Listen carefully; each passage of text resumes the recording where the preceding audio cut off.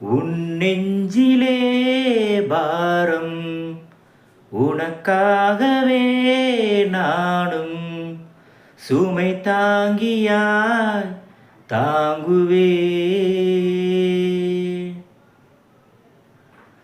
உன் கண்களின் ஓரம் எதற்காகவோ ஈரம் கண்ணீரை நான் மாற்றுவே.